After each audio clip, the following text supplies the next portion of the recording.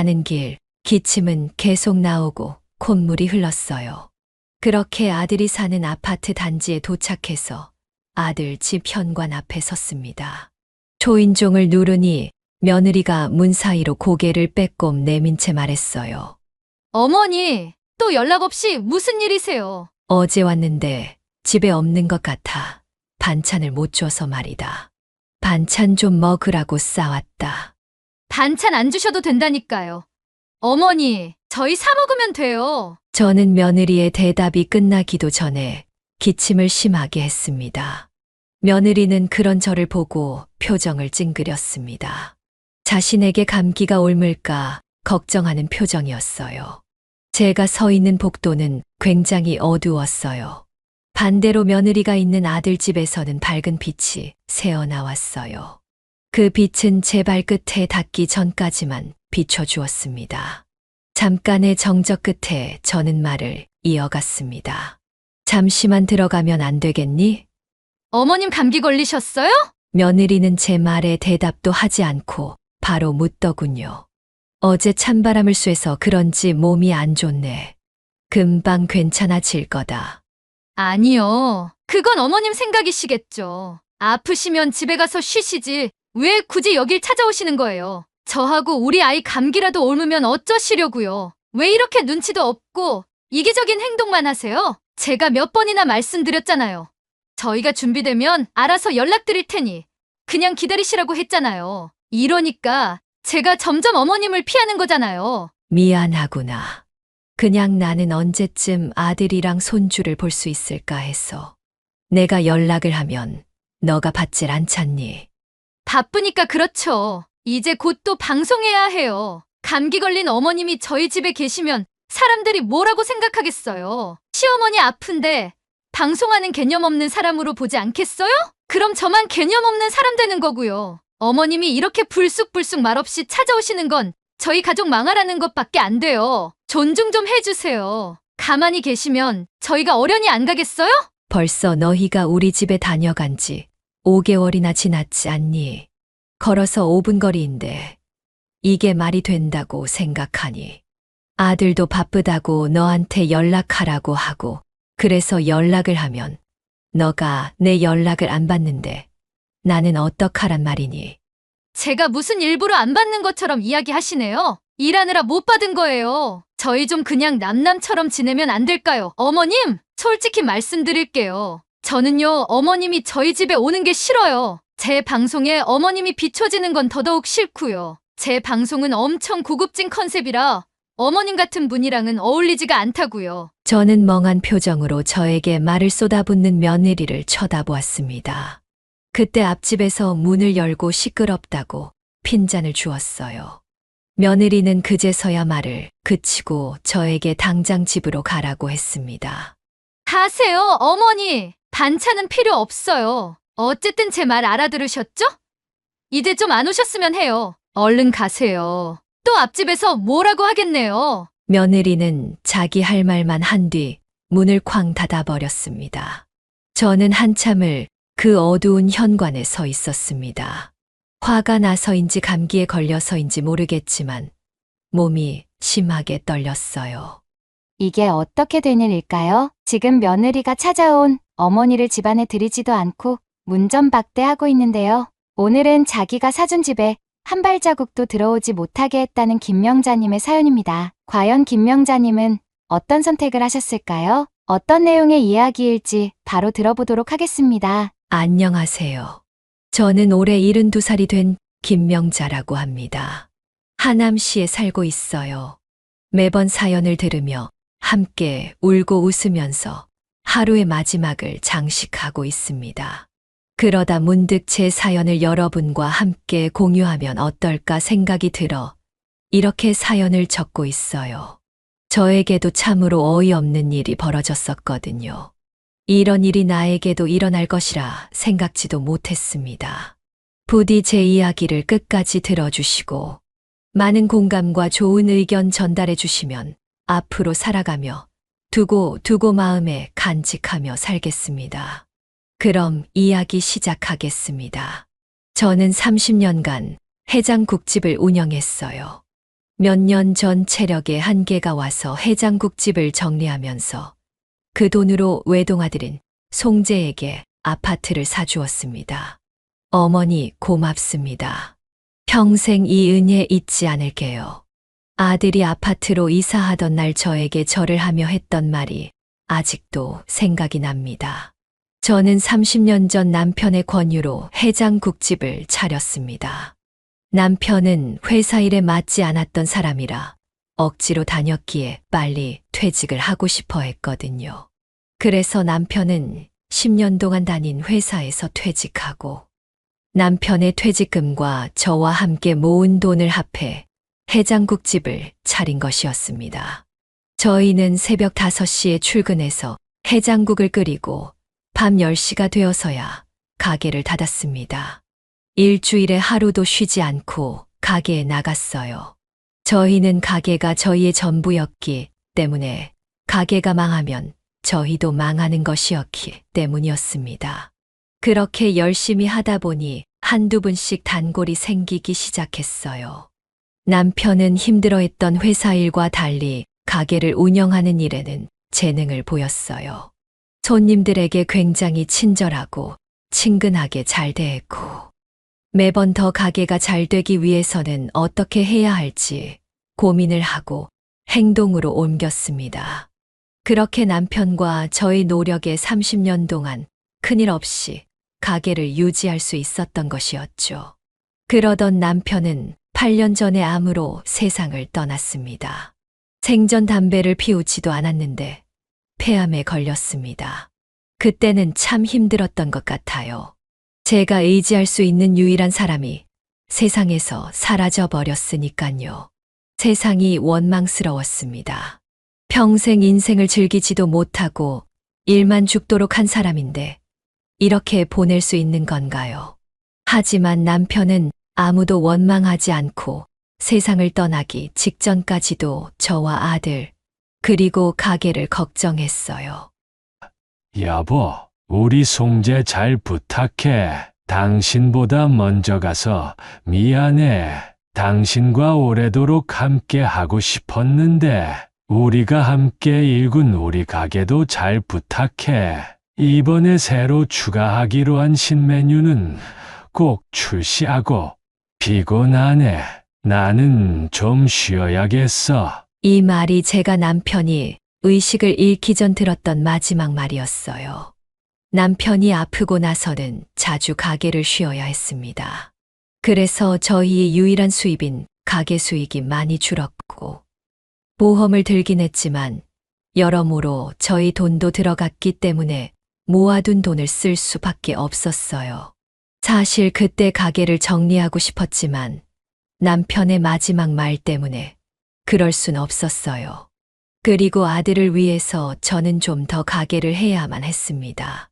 아들 결혼시키고 집 사는데 보태도 주고 저희 노후 자금도 모아놔야 했으니까요. 그렇게 몇 년이 지나고 아들은 결혼을 했고 손자를 낳았습니다. 아들도 아들 나름대로 열심히 살았던 것이죠. 그래서 저는 제 노후 자금을 조금만 남겨둔 채 아들에게 아파트 구매할 돈을 보태주었습니다. 10억 가까이 하는 큰 금액이었지만 아들 가족이 따뜻하고 좋은 환경에서 살기를 바라는 마음에 기꺼이 건네주었습니다. 집 계약은 남편의 친구인 변호사의 도움을 받아 진행했습니다. 남편의 마지막 부탁이 있기도 했고요. 저는 어차피 혼자 살기에 단칸방이어도 괜찮았고 전혀 후회하지 않았습니다. 그래도 조그맣게 햇빛이 비추는 창이 옆에 있어서 살만했어요. 아들과 손주같이 젊은 애들이 좋은 집에서 산다고 생각하니 전 오히려 좋았어요. 옆집 할머니는 매번 저에게 하나도 남김없이 다 아들에게 주면 어떡하냐며 야단을 쳤지만 그래도 저는 괜찮았어요. 저야 아들과 손주들이 보고 싶으면 언제든 아들 집에 가서 있다가 오면 되었으니까요. 가게를 그만두니 저에겐 시간이 많아졌습니다. 30년 동안 새벽에 일어나다 보니 그건 고쳐지지 않더라고요. 저는 새벽에 일어나서 간단하게 씻고 마을 산책을 했습니다. 그리고 지나가면서 만나는 이웃들과 인사를 하고 안부를 물었어요. 다들 제가 가게를 그만둔 걸 아쉬워하면서도 축하해 주었습니다. 그럴 때마다 남편 생각이 들었어요. 이 기분을 함께 느꼈으면 얼마나 좋을까 하고요. 저는 이제 제 삶을 즐기면서 가고 싶을 때마다 아들 집에 가면 되는 것이었습니다. 아들 집이 매우 가까웠거든요. 걸어서 5분도 안 걸리는 같은 동네였습니다. 하지만 제가 먼저 연락하기엔 부담감이 들었고 아들과 며느리가 저에게 따로 연락해 줬으면 하는 마음이 있었죠. 그런데 아들은 회사 일이 바쁜지 점점 연락이 뜸해지기 시작했습니다. 손주들도 제가 용돈을 줄 때만 연락하고 아닐 때는 먼저 연락하지 않았어요. 며느리도 아파트로 이사를 간 이후로 저를 점점 꺼리는 것 같은 기분이 들었습니다. 며느리는 회사를 다니다가 손주를 가지면서 그만두었고 주부 생활을 했어요. 하지만 주부 노릇만 하는 게 심심했는지 유튜브를 시작했습니다. 주부들이 좋아할 만한 요리 레시피나 가정에서 쓰이는 용품들, 추천 혹은 인테리어 소품 등을 직접 써보고 집을 꾸며서 영상을 올리는 거라고 하더군요. 처음엔 잘 될 거라 생각하지 못했는데 며느리가 올리는 영상의 질이 좋은지 사람들이 많이 보기 시작했습니다. 100명에서 1000명, 1000명에서 10,000명, 10,000명에서 어느새 구독자가 10만 명 가까이 되었더군요. 처음에는 요리하는 모습을 찍거나 주방용품 등을 소개했습니다. 하지만 이후로는 소파를 바꾼다든지 침대를 바꾼다든지 해서 그 영상을 찍어서 올렸어요.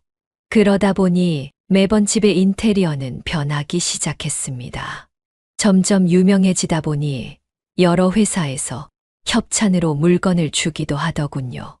며느리는 자기 스스로를 엄청 자랑스러워 했습니다. 그리고 매일 제가 사준 집 내부 인테리어를 사진 찍어 자신의 블로그와 유튜브, SNS에 올리기 시작했어요. 소파나 침대 같은 큰 가구 말고도 소소한 용품들도 굉장히 많았어요.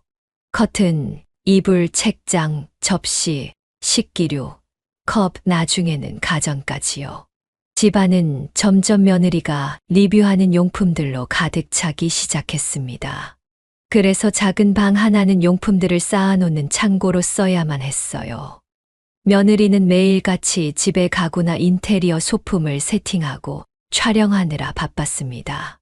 점점 저에게 싫어하는 티를 보인 것도 그때쯤이었어요. 처음에는 저에게 양해를 구하며 저희 방문을 거절했습니다. 촬영이 너무 바쁘다면서요.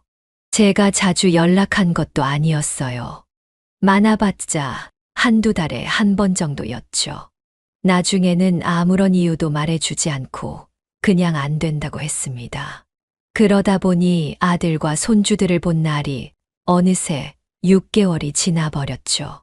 그래서 저는 반찬을 주려고 왔다는 핑계로 아들 집에 연락 없이 방문을 했습니다. 도대체 뭘 하길래 내가 오는 것을 이렇게 꺼려하는지 알고 싶었거든요.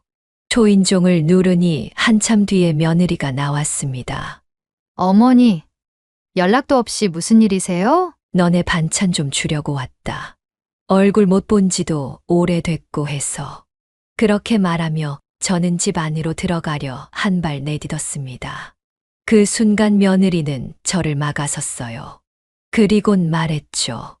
어머니, 오늘은 좀 그래요. 지금 촬영 중이거든요. 죄송해요. 연락을 미리 하고 오셨으면 좋았을 텐데. 매번 연락할 때마다 오늘은 안 된다. 내일도 안 된다.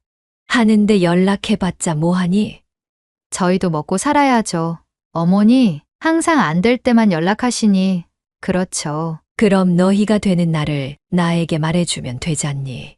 그럴게요, 그럼. 일단 오늘은 돌아가세요. 반찬은 잘 먹을게요. 며느리는 제 두 손에 있는 반찬통을 빼서 자기 손으로 가져갔어요.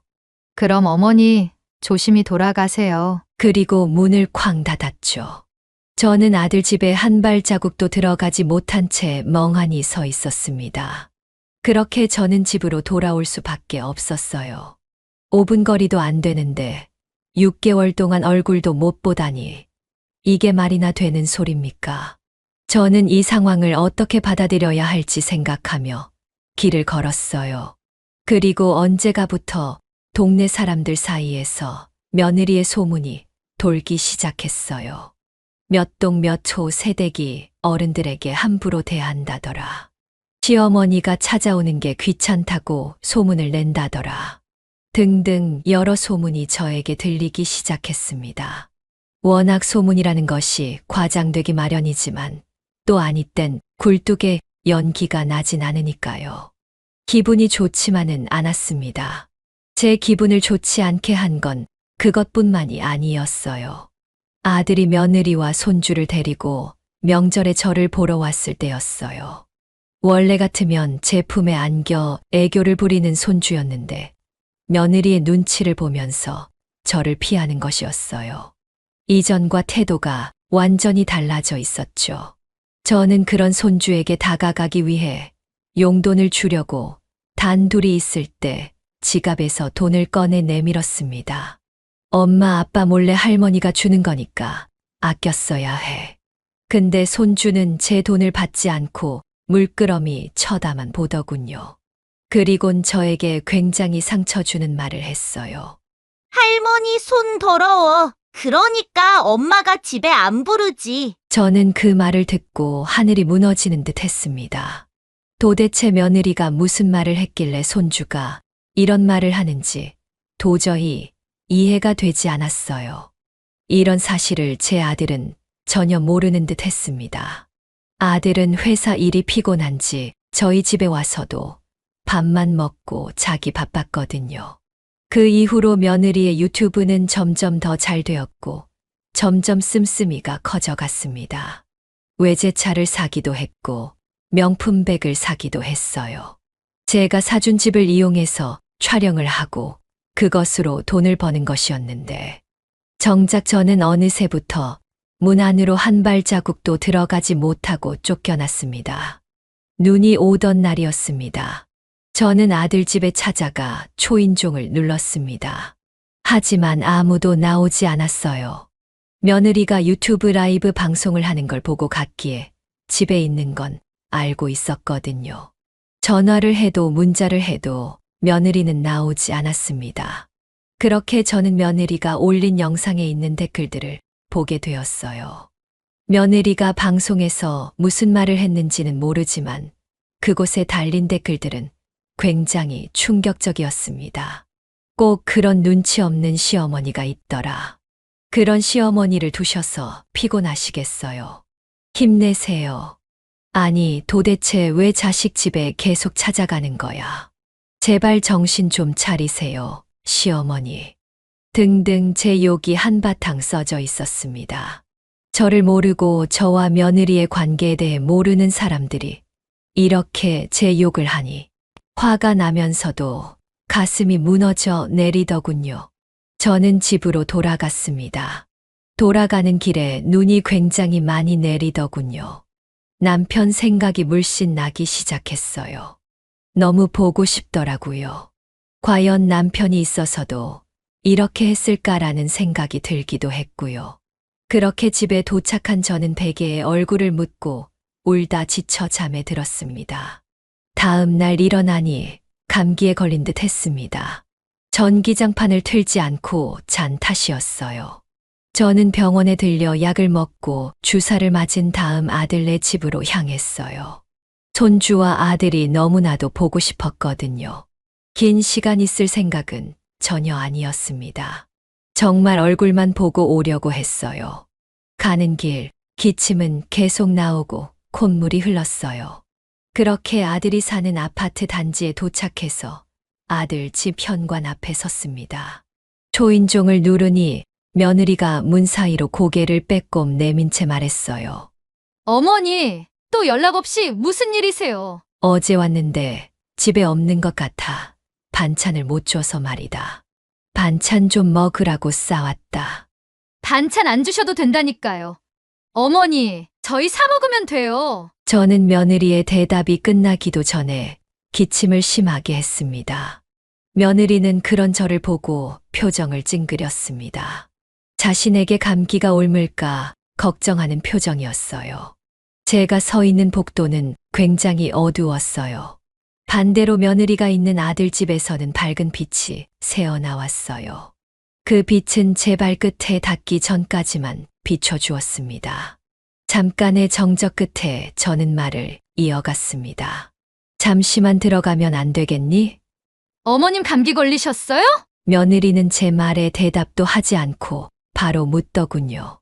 어제 찬바람을 쐬서 그런지 몸이 안 좋네. 금방 괜찮아질 거다. 아니요. 그건 어머님 생각이시겠죠. 아프시면 집에 가서 쉬시지. 왜 굳이 여길 찾아오시는 거예요? 저하고 우리 아이 감기라도 옮으면 어쩌시려고요? 왜 이렇게 눈치도 없고 이기적인 행동만 하세요? 제가 몇 번이나 말씀드렸잖아요. 저희가 준비되면 알아서 연락드릴 테니 그냥 기다리시라고 했잖아요. 이러니까 제가 점점 어머님을 피하는 거잖아요. 미안하구나. 그냥 나는 언제쯤 아들이랑 손주를 볼 수 있을까 해서. 내가 연락을 하면 너가 받질 않잖니.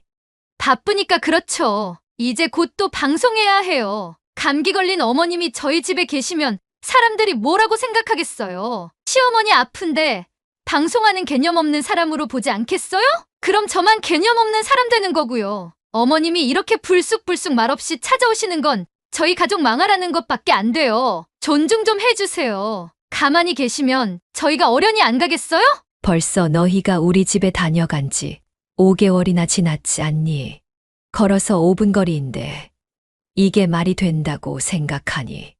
아들도 바쁘다고 너한테 연락하라고 하고 그래서 연락을 하면 너가 내 연락을 안 받는데 나는 어떡하란 말이니?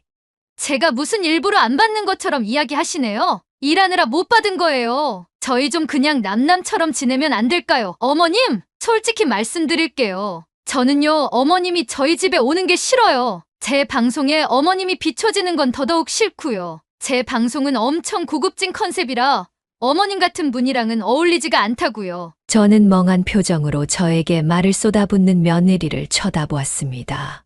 그때 앞집에서 문을 열고 시끄럽다고 핀잔을 주었어요. 며느리는 그제서야 말을 그치고 저에게 당장 집으로 가라고 했습니다. 가세요, 어머니. 반찬은 필요 없어요. 어쨌든 제 말 알아들으셨죠? 이제 좀 안 오셨으면 해요. 얼른 가세요. 또 앞집에서 뭐라고 하겠네요. 며느리는 자기 할 말만 한 뒤 문을 쾅 닫아버렸습니다. 저는 한참을 그 어두운 현관에 서 있었습니다. 화가 나서인지 감기에 걸려서인지 모르겠지만 몸이 심하게 떨렸어요. 당장 쓰러질 듯 했지만 간신히 벽에 손을 대고 엘리베이터를 탔어요. 저는 그렇게 아픈 몸을 이끌고 집으로 향했습니다. 그날엔 정말 너무 몸이 아파서 집에 도착하자마자 기절해버렸습니다. 그렇게 다음 날 일어나니 조금 몸이 괜찮아졌더라고요.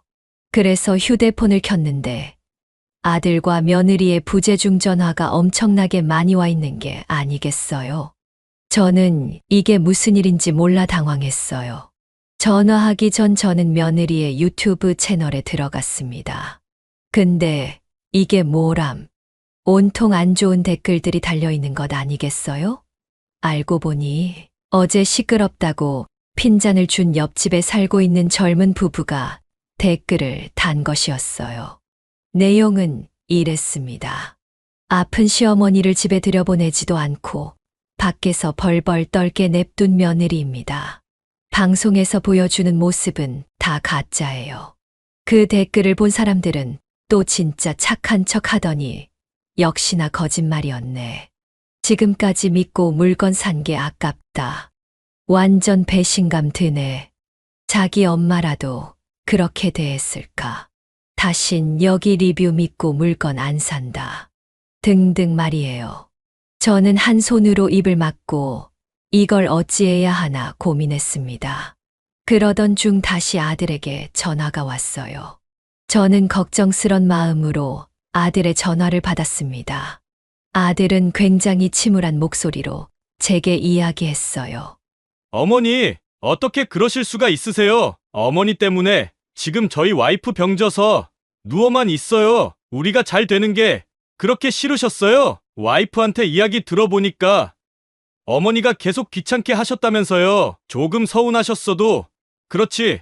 어떻게 이렇게까지 하실 필요 있으셨어요? 아들의 목소리엔 원망이 가득 담겨 있었고, 마치 제가 일부러 며느리한테 불만을 품어 이런 상황을 만든 것처럼 이야기했습니다. 저는 너무 억울해서 무슨 말이라도 하려고 했지만 말문이 막혔어요.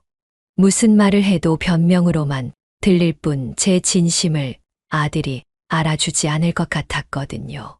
저는 그저 미안하다는 말만 반복했습니다. 미안하다고만 하신다고 이게 해결될 일이 아니에요. 지금 어떤 상황인 줄 아세요? 와이프를 믿고 광고를 준 회사들이 다 계약을 취소했어요. 구독자도 많이 빠졌고 조회수도 완전 바닥을 쳤단 말이에요. 저희 손해가 진짜 막심해요. 내가 어떻게 하면 되겠니? 나도 이렇게 될 줄은 꿈에도 몰랐단다. 일단 알겠어요. 저는 와이프부터 챙겨야 하니까 나중에 다시 이야기해요. 저는 정말 어쩌다 이렇게 됐는지 제 행동에 대해 후회를 했습니다. 제 욕심이 아들네에게 피해를 준 것 같았어요. 며느리가 마음에 들지 않았기는 했지만 그래도 이렇게까지 되길 바란 건 아니었습니다. 그래도 며느리가 주변 사람들에게 저를 나쁘게 말하고 다닌다는 것은 확실시 됐어요. 아들 말만 들어도 그랬죠. 그렇게 생각하면 며느리가 이렇게 된 것이 인과응보라고 생각도 들었고, 한편으로는 자식이고 뭐고 며느리고 뭐고 화가 머리끝까지 나기도 했어요. 하지만 여전히 마음은 무거웠죠. 이렇게 저는 복잡한 생각에 잠겼습니다. 그때 휴대폰이 울리기 시작했고 누군가 봤더니 같은 동네에 살던 제 남편의 오래된 친구이자 저희 가게 단골이었던 전수환 변호사였어요. 아들 집 구매할 때 돈을 줬는데 세금 문제와 계약하는 걸 도와주신 분이었습니다. 재수 씨, 잘 지내셨어요? 좋은 일로 연락드려야 했는데, 재수 씨 며느리 유튜브를 보고 제가 머리끝까지 화가 나서 이렇게 연락을 했습니다. 도대체 무슨 일이에요? 저는 수환 씨와 집 앞 카페에서 만나서 이야기를 하기로 했습니다. 제 모습을 본 수환 씨는 걱정이 가득했습니다. 이게 뭐야? 왜 이렇게 야위었어요? 요즘 마음 고생 심해요. 저는 말없이 고개를 떨구었어요. 수환 씨는 제가 아들에게 아파트를 사주었을 때 극구 반대했던 사람 중에 한 명이었어요.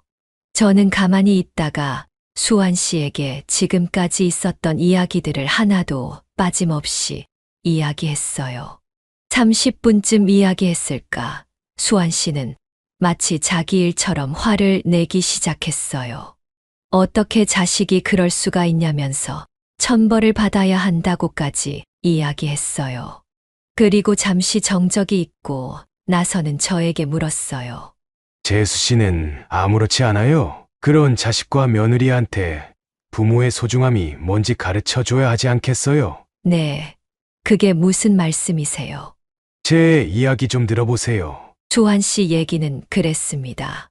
한마디로 제가 정말 바보 같다는 것이었어요. 평생 이 몸 다 바쳐서 자식 하나 키웠는데 이렇게 대접을 받는다는 것이 말이 안 된다고요. 그리고 또 왜 그렇게 자식에게 집착을 하냐는 말도 들었습니다. 그냥 자식은 알아서 잘 살게 두고 자기 인생 재밌게 살면 된다고요. 하지만 저는 제 인생을 재밌게 살 돈이 그리 넉넉하지 않았어요. 그냥 하루 밥 두 끼 정도 먹을 돈만 있었죠. 그 말을 들은 수환 씨는 아들에게 준 집을 팔라고 했어요. 저는 깜짝 놀랐죠. 어떻게 그럴 수 있냐고요. 그니까 말이에요. 재수 씨가 좀 집착을 하긴 했지만 아들 며느리 된 도리로서 그러면 안 되는 거예요. 그리고 재수 씨 말 들어보니까 그들은 지금 돈 잘 벌면서 잘 먹고 잘 산다면서요. 그 집 하나 없다고 그들이 망하는 거 아니니깐요. 오히려 어머니의 소중함을 더 깨달을 수 있겠죠. 근데 명의가 아들 명의로 되어 있는 거 아니에요?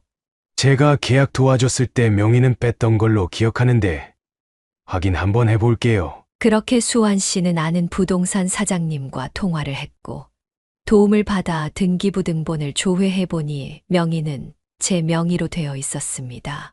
그리고 더욱 놀라운 건 10억이었던 아파트가 17억 가까이 되어 있던 것이었어요.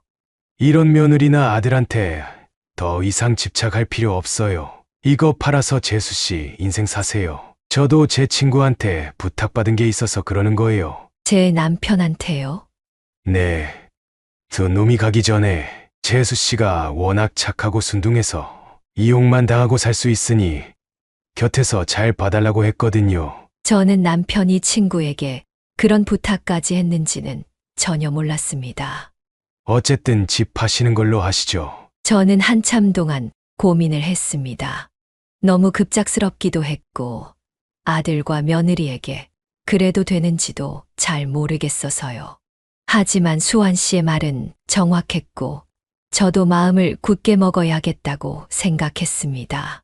제가 너무 바보같이 살아온 것 같았어요. 알겠습니다. 집 팔겠습니다. 잘 생각하셨어요. 매매가보다 조금 싸게 내놓으면 금방 연락 올 거예요. 수환 씨의 말대로 2주도 안 돼서 4인 가족이 아파트를 구매하겠다고 했어요. 그 아파트에서 전세로 살다가 좋아서 매매를 하는 것이라 했습니다. 저는 그 부부에게 부탁을 했어요. 집을 보여드리지 못하는 사정이 있다고요. 그 대신 며느리의 유튜브를 보여주었고 그곳엔 인테리어가 잘 된 집이 있었어요. 그 부부는 집 영상을 보고 좋아했지만 실상은 다를까봐 걱정을 하더군요.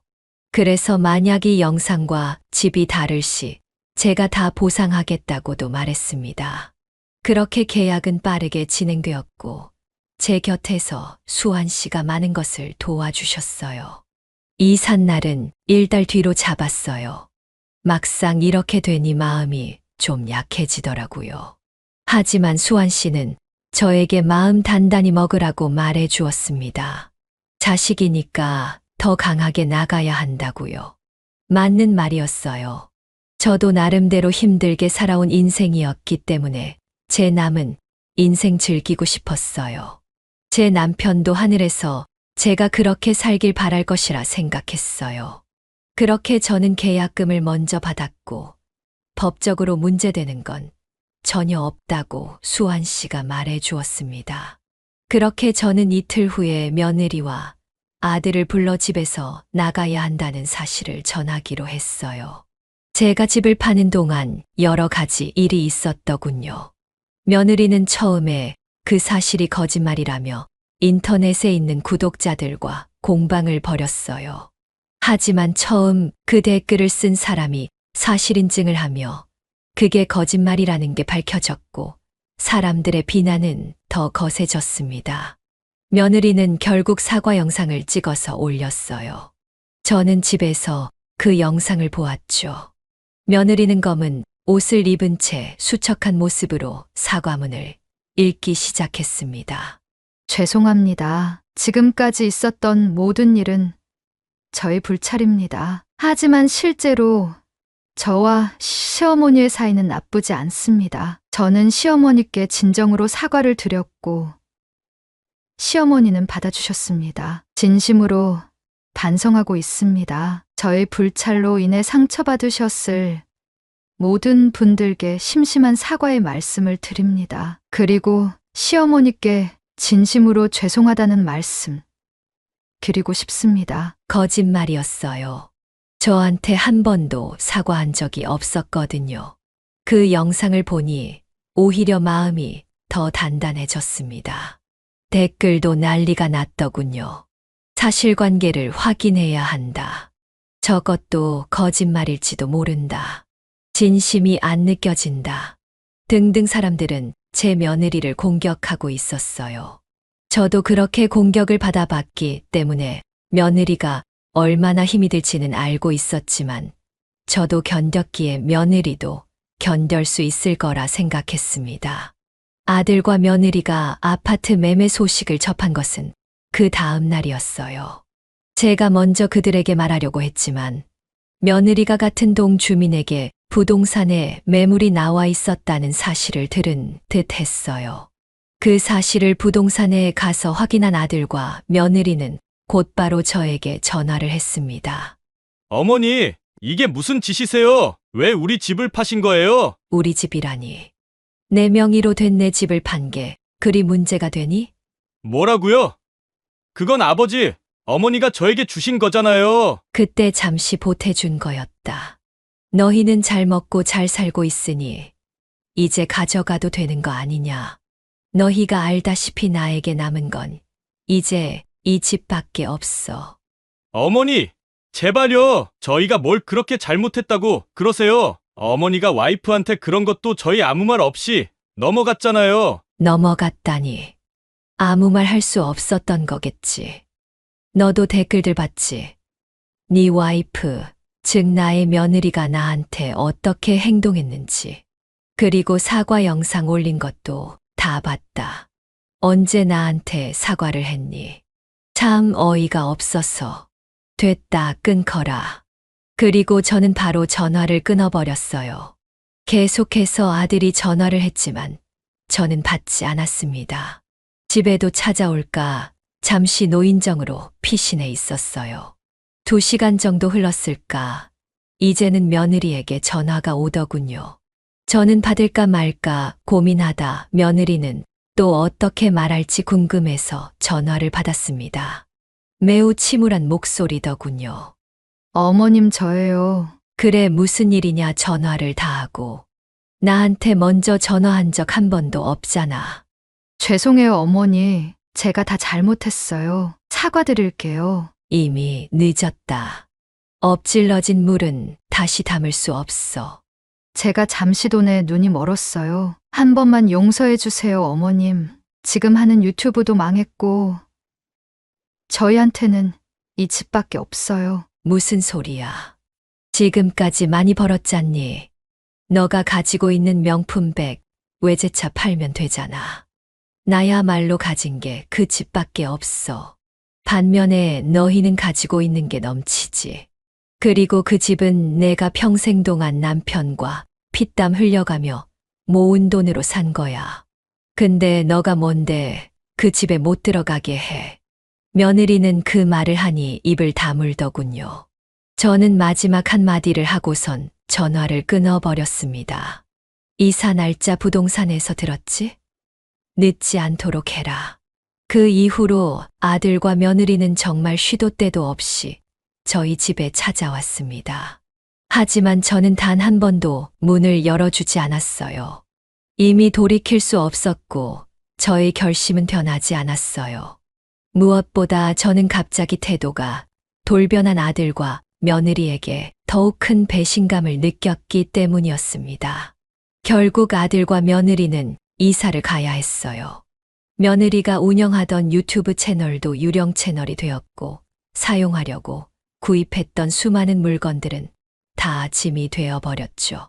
정말 사람 일은 어떻게 될지 모르는 것이라고 유튜브가 승승장구하고 명품백을 사고 외제차를 살 때만 해도 이렇게 될지는 전혀 몰랐을 겁니다. 그래서 사람은 항상 겸손하고 침착하게 살아야 하는 것이죠. 그렇게 이사 날짜가 열흘도 남지 않았을 때 아들 부부는 급하게 집을 알아봐야 했어요. 모든 물건을 처분하는데 시간이 걸려서 충분한 전세금이 없었습니다. 많은 대출을 받아야 겨우 집 전세금을 구할 수 있었어요. 사실 이전으로 돌아간 것뿐이었어요. 며느리가 돈을 많이 벌었을 때는 아들 월급을 합쳐 1,500만 원에서 2천만 원까지 벌었겠지만 이제는 아들의 월급으로만 먹고 살아야 했습니다. 저는 그저 그들의 실제 위치를 가르쳐 주는 것이었어요. 저와 남편이 없었다면 아들과 며느리는 지금처럼 살고 있었을 테니까요. 아마 굉장히 마음이 힘들었을 거예요. 왜냐하면 이미 부를 누려봤기 때문에요. 모든 게 다 한 단계 내려간 곳에서 살아야 하고 씀씀이도 이전처럼 하지 못하니 얼마나 답답했을까요? 그곳은 교통도 불편하고 손주 학교도 이전 학교보다 좋지 않았어요. 그렇게 이사가 완료되고 저에겐 10억 후반이 되는 돈이 들어왔습니다. 저는 수환 씨에게 감사의 표시로 돈을 주려고 했지만 수환 씨는 단 한 푼도 받지 않았어요. 받으면 하늘 가서 남편에게 욕먹을 거라고요. 저는 정말 진심으로 감사한 마음을 다해 수환 씨에게 인사를 했습니다. 이 은혜는 평생 갚아 나가야겠죠. 저는 이 돈을 어떻게 사용해야 할지 고민했습니다. 이렇게 큰 돈을 저 자신에게 쓸 거라고는 한 번도 생각해 보지 못해서 너무 답답했어요. 이 부분 또한 수환 씨의 도움을 많이 받았습니다. 일단 저는 지금보다 더 나은 집으로 이사를 했고, 나머지 돈은 수환 씨가 알려준 대로 예금, 적금, 부동산, 주식 투자 등으로 나눠서 분배를 했어요. 주식도 배당금을 받을 수 있는 주식 위주로 넣어서 그게 또 쏠쏠하더라고요. 적지 않은 배당금과 이자로 제 생활금을 충당할 수 있었습니다. 이후 아들과 며느리는 계속해서 저를 원망하다 사과하기를 반복했어요. 문자로 어머니가 저희 가족을 무너지게 한 거예요. 어머님, 죄송해요. 다시 한번 기회를 주시면 좋겠어요. 등등 말이에요.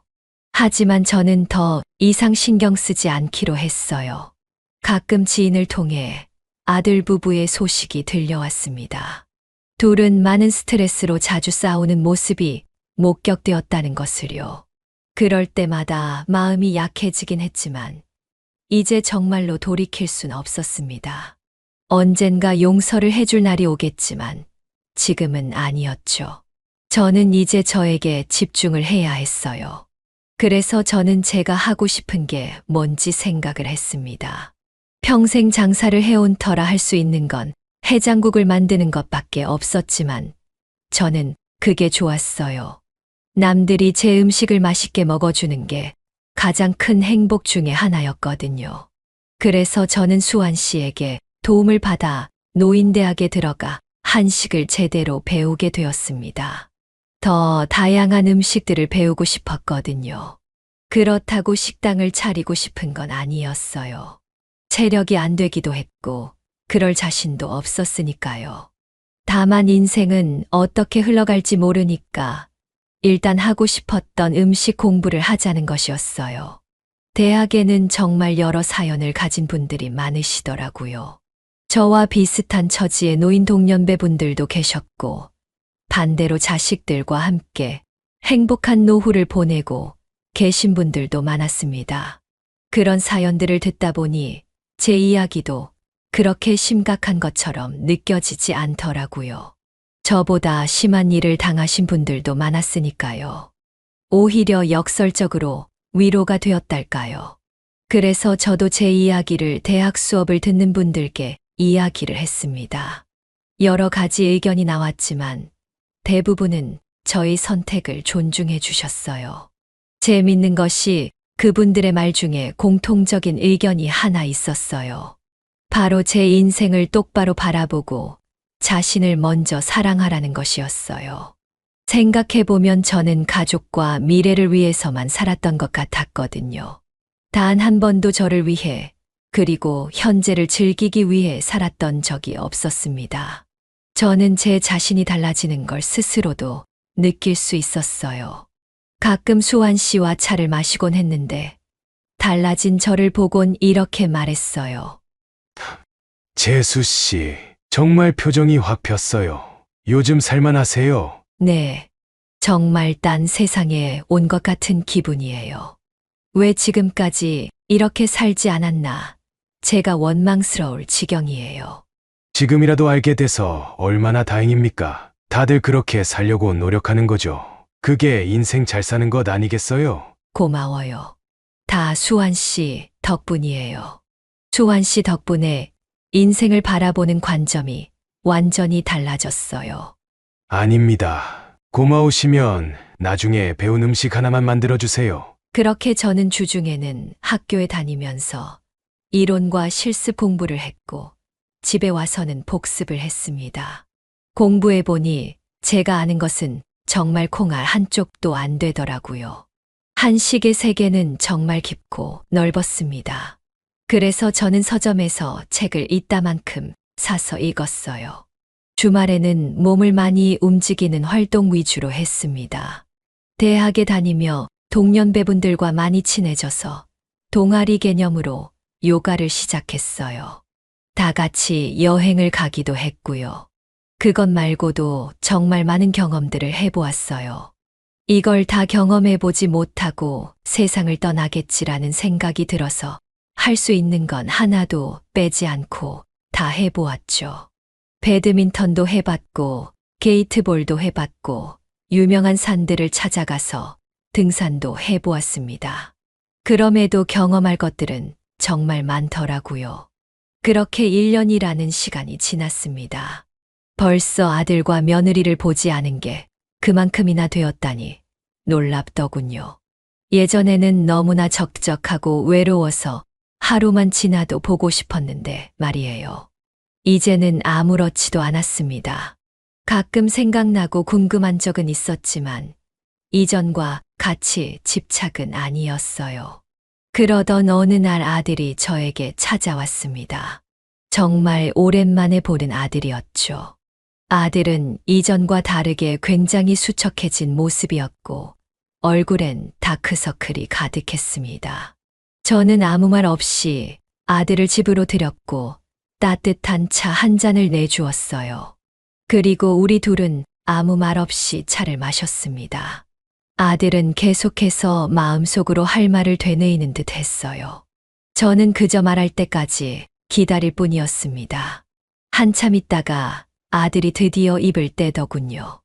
어머니, 저 이혼했어요. 언제? 얼마 안 됐어요. 그랬구나.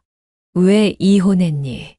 다 제 잘못이죠, 뭐. 어머니랑 그 일 있고 나서 회사에 집중을 못 하겠더라고요. 그러다 보니 회사에서도 그렇고 가정에서도 그렇고 소홀해졌어요. 아내 얼굴만 보면 화가 나더라고요. 그래서 자주 싸우기도 했고요. 그렇구나. 며느리는 어떻게 됐니? 마찬가지예요. 그 일 있고 나서 자신의 상황을 받아들이기 힘들어 하더라고요. 옛날에 제가 알던 그 모습이 아니었어요. 아들과 집안일은 내팽겨치고 매일 술만 마셨어요. 그리고 매일같이 어머니 욕을 했어요. 같이 살다간 정말 정신병이 올 것 같아서 제가 이혼하자고 했어요. 아들 키우는데도 좋은 환경이 아니었으니까요. 손주는 누가 키우기로 했고, 제가 데려왔어요. 아내가 경제적인 능력이 없어서 제가 키울 수밖에 없거든요. 그래도 뭐라도 해줘야 며느리도 먹고 살지 않겠니? 그래서 지금 사는 집을 줬어요. 그래서 저는 지금 아무것도 없는 상태고요. 아들이랑 같이 사는 걸로 만족해야죠. 다시 시작할 수 있어요. 그래. 담담히 말하는 아들의 이야기를 듣다 보니 저는 가슴 한켠이 미어지기 시작했습니다. 제가 꼭 이렇게 만든 것 같아서 죄책감 또한 들었습니다. 하지만 아들의 눈엔 아직 힘이 있었어요.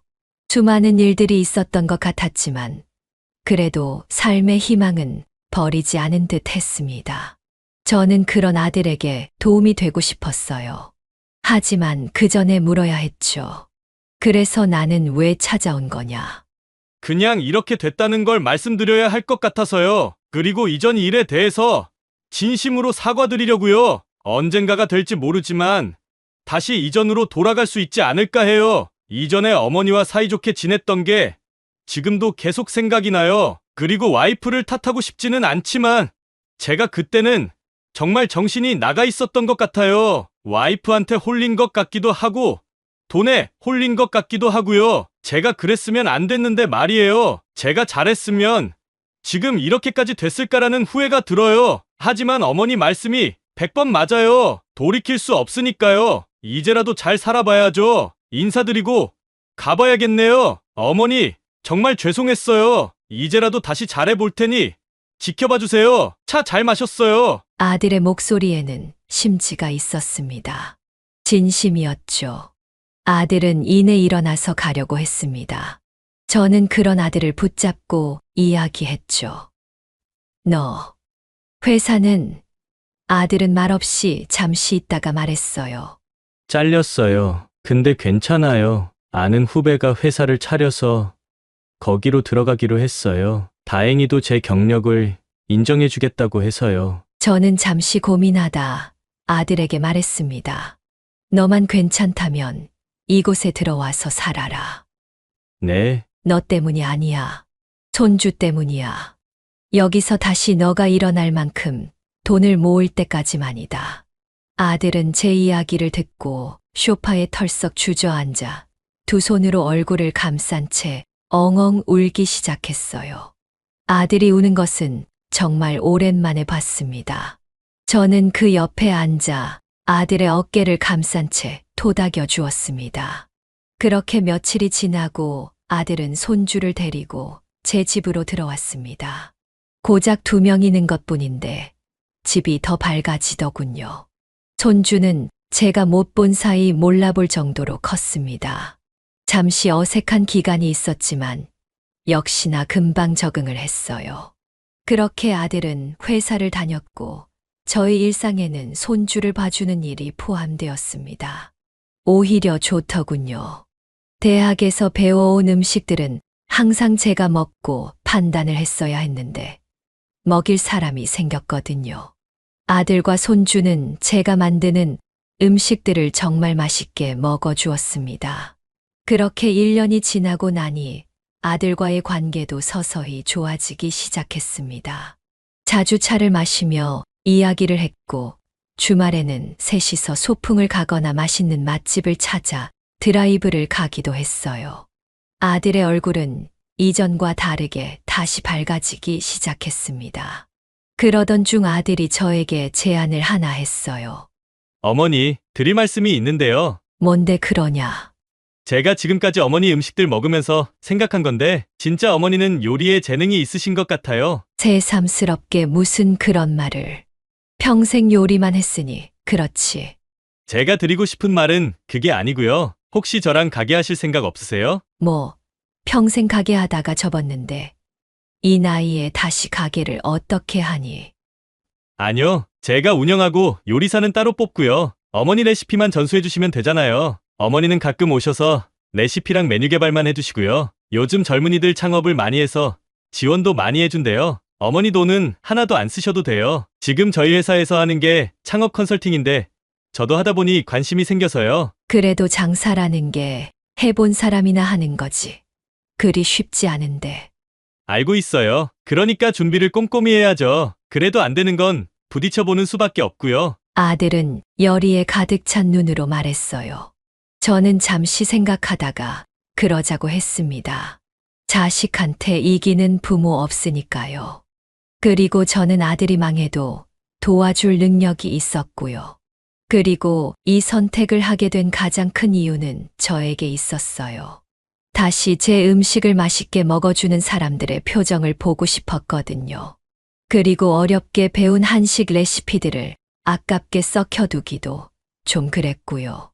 그래서 저는 아들과 함께 한정식집을 차리게 되었습니다. 아들은 회사에서의 경험을 살려 요즘 젊은 사람들도 좋아할 만한 한정식집을 기획했고 저도 제 마음에 쏙 들었습니다. 그렇게 아들은 회사를 그만두고 정부에서 투자를 받아 창업을 준비했습니다. 저도 아들과 함께 이런저런 음식들을 테스트하며 메뉴 개발에 힘썼어요. 정말 좋았습니다. 아들과 더욱더 가까워지기도 했고 제 음식들을 빨리 사람들에게 맛보게 하고 싶었어요. 6개월이란 긴 시간 끝에 저희는 저희 가게를 오픈했습니다. 아들은 경험을 토대로 사람들에게 홍보하고 이벤트를 했고 그 결과로 저희 가게는 인산인해가 되었어요. 물론 처음이라 그럴 수 있겠지만 말이에요. 그리고 다행히도 남녀노소 모두 제 음식을 좋아해 주셨습니다. 싹 다 비워진 접시들을 보고 있으니 너무 기뻤어요. 현재는 아직 부족한 점들도 많아 차차 고쳐가면서 더 나은 가게가 되어갈 준비를 하고 있습니다. 아들도 정말 열심히 가게 운영을 하고 있고 아직까지는 가게 사정도 나쁘지 않은 듯합니다. 아들은 정말 열정이 넘쳐서 벌써 다른 컨셉의 가게를 기획하고 있고요. 저는 아들에게 새로운 사람을 만나면 어떠냐 제안을 했지만 아직까지는 일이 좋다고 했습니다. 손주도 무럭무럭 잘 크고 있고요. 지금 제 삶은 더 바랄 게 없을 정도로 행복한 삶입니다. 이게 언제 끝날지 모르는 게 두려울 뿐이죠. 가끔 그때의 생각이 떠올라 잠을 설칠 때가 있지만 사람 인생이란 게 다 힘든 일, 좋은 일 번갈아 가며 있는 게 아니겠어요? 여러분의 삶은 어떠신가요? 제가 살아온 삶은 어떻게 보이시나요? 제 이야기는 여기서 마무리해야겠네요. 제 이야기를 듣고 제 과거의 행동들에 대해 좋은 조언 부탁드리겠습니다. 그리고 현재의 저에게도 응원 한마디씩 부탁드리겠습니다. 지금까지 제 이야기를 끝까지 들어주셔서 진심으로 감사드립니다. 네, 오늘 이야기는 어떠셨나요? 오늘 이야기를 듣고 어떻게 생각하시는지 어머님, 아버님의 생각을 댓글로 공유해주세요. 벌써 사연을 공감해주시는 구독자분들이 15,000명을 넘어섰는데요. 정말 진심으로 감사드립니다. 저는 또 다른 사연으로 찾아뵙겠습니다. 좋아요, 구독, 알람 설정을 통해 앞으로도 따뜻한 정을 나눌 수 있게 함께 해주세요. 어머님, 아버님의 삶의 지혜와 경험을 나눌 수 있는 통로가 되겠습니다. 오늘도 인생을 바꾸는 관점을 통해 사연을 들어주셔서 감사합니다.